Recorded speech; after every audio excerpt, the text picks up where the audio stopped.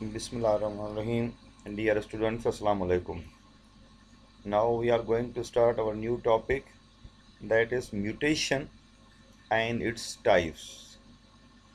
Topic of chapter number 6, chromosome and DNA interbotany. Now, as we know that genes are heredity units and carrying heredity instructions.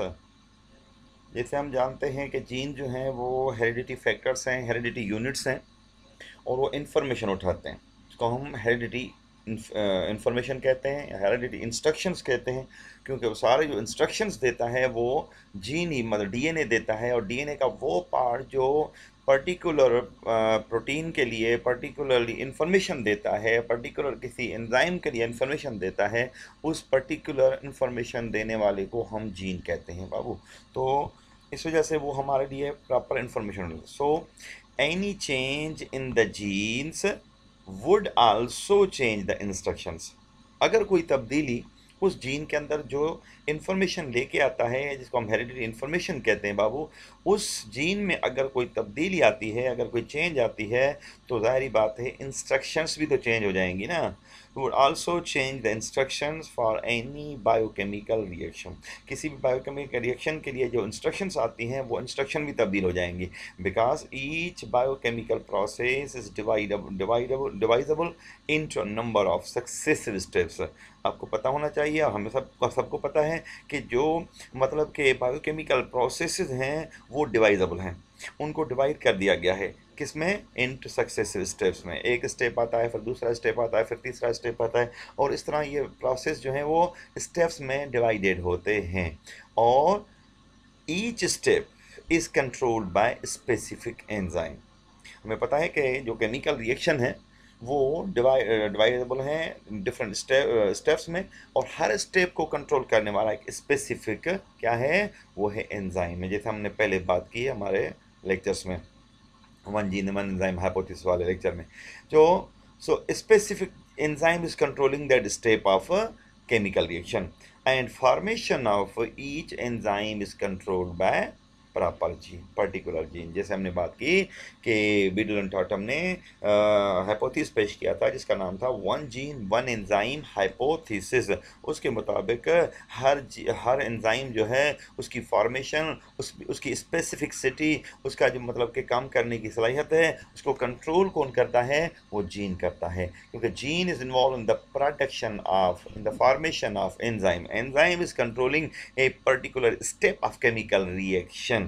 सो बाबू अगर ये आप देखें कि ये है क्रोमोसोम, और जीन कहाँ पे मौजूद है, gene is present in the chromosome. So ये क्रोमोसोम है और वो बना होता है डीएनए, स्टोन प्रोटीन और आरएनए का। तो ये रहा डीएनए, अगर हम इसको निकालेंगे मतलब कि क्रोमोसोम से, तो ये रहा डीएनए। और डीएनए का जो पर्टिकुलर रीजन होता है जो पर फंक्शन परफॉर्म करता है, किसी एंजाइम के लिए इंफॉर्मेशन देता है, किसी केमिकल रिएक्शन के लिए इंस्ट्रक्शन देता है, उसको कहते हैं जीन। तो मिसाल के तौर पे यहाँ पे ये जहाँ पे जीन 1 और ये रहा जीन 2।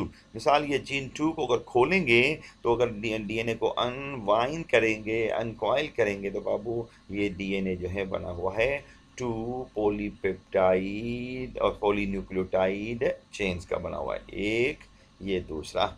अच्छा, अब ये जो डीएनए है वो इंस्ट्रक्शन कैरी करता है, ये डीएनए है इसके पास इंफॉर्मेशन होती है। जैसे हमने पहले जेनेटिक कोड के बारे में बताया था आपको, तो यहाँ पे ये कोड होते हैं, इसके ऊपर इंफॉर्मेशन होती है in the form of code. ये मिसाल के तौर पर GTC ये कोड है, AGA कोड है, TCC कोड है, ATT कोड है, तो ये GAC कोड है। तो ये इंफॉर्मेशन जो इस जीन के अंदर है ना, वो कोड की सूरत में है, इसको कोडान भी कहते हैं बाबू। तो इसका मतलब ये पर्टिकुलर जीन जो है ये कंट्रोल करता है प्रोडक्शन ऑफ पर्टिकुलर एंजाइम, और पर्टिकुलर एंजाइम जो है कंट्रोल करता है उस केमिकल रिएक्शन के पर्टिकुलर स्टेप को।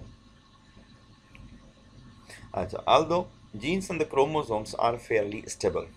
अब ये जीन क्रोमोसोम पे फेयरली स्टेबल होते हैं, तब्दील नहीं होते, and transmitted more or less unchanged. मतलब जब ट्रांसमिट होते हैं तो वो मोर आर लेस अनचेंज्ड होते हैं, में इतनी कोई तब्दीली ज़्यादा नहीं होती, but sometime they undergo changes. आपको पता होना चाहिए कभी कभी उनमें तब्दीली आती है, वरना तो ये तब्दील नहीं होते, वरना तो ऐसे ही ट्रांसमिट होते हैं, ट्रांसफ़र होते हैं from parents to offspring, from parental chromosome to daughter chromosomes, parental cell to daughter cell, but sometime they undergo changes called as mutations। उनको क्या कहते हैं? म्यूटेशन कहते हैं। अब आते हैं म्यूटेशन है क्या? Mutation is particularly undesirable change, any sudden change which occur in the genetic material of an organism, that is called as mutation। आप देखेंगे definition, mutation is any sudden change, undesirable change in the amount, organization or content of genetic material।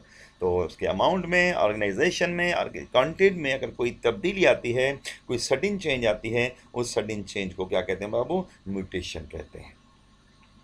आए अब देखें, ये एक gene है, ये particular gene है जो किसी पर्टिकुलर एंजाइम के लिए इंफॉर्मेशन उठाता है।